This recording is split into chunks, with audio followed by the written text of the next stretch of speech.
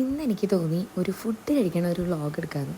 Food കഴിക്കണമെന്ന് വെച്ചാൽ കഴിച്ച് കാണിക്കുന്നത് ഒന്ന് കാണിക്കാമെന്ന് വിചാരിച്ചു. കൊതി വിടാൻ വേണ്ടിയിട്ടല്ല കേട്ടോ, ഒരാഗ്രഹം. എന്നും ഒരേ കണ്ടൻറ്റ് ചെയ്ത് വെറുപ്പിക്കണ്ടെന്ന് വിചാരിച്ചിട്ടാണ്. അപ്പോൾ ഇന്ന് ഞാൻ നോക്കിയപ്പോൾ നല്ല കുടംപൊടി ഇട്ട് വെച്ച സൂപ്പർ അയിലക്കറി ഉണ്ടായിരുന്നു. ക്യാരറ്റ് നല്ല തോരനുണ്ടായിരുന്നു. ഇത് മാത്രം മതി. മീൻ വറുത്തതൊക്കെ ഉണ്ടായിരുന്നു, ഞാനത് എടുത്തില്ല. എനിക്കിത് കഴിക്കാൻ ഒരു പ്രത്യേക ഇഷ്ടമാണ്. ആ കുടപ്പുളിയുടെ ആ പുളിയും എല്ലാം ഇങ്ങനെ മിക്സ് ചെയ്ത് തോരനും എല്ലാം കൂടെ ഒരുമിച്ച് കൂട്ടി കുഴച്ചങ്ങനെ കഴിക്കാൻ പൊന്നെ മോനെ അടിപൊളിയാണ്. ഞാനാണെങ്കിൽ അന്ന് ഡ്യൂട്ടിക്ക് പോയിണ്ടായിരുന്നില്ല. ഉച്ചയ്ക്ക് ഒരു പ്രത്യേക വിശപ്പായിരുന്നു.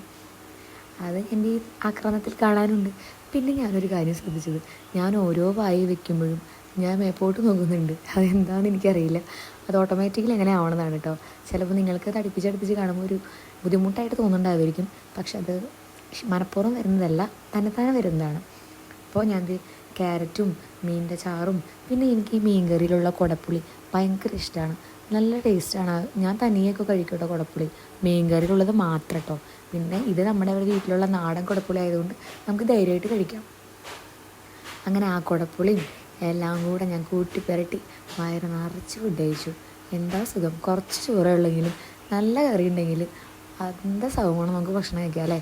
അപ്പോൾ ഇന്നത്തെ ഞാൻ കൊതിപ്പിച്ചതെങ്കിൽ റിയലി സോറി. നിങ്ങളും ഇതേപോലെ ട്രൈ ചെയ്യണേ. അപ്പോൾ ഇന്നത്തെ തീറ്റ വ്ളോഗ് ഇത്രയേ ഉള്ളൂ. അപ്പോൾ ഇനി വേറൊരു വ്ളോഗായിട്ട് ഞാൻ വരാം. ബായ്.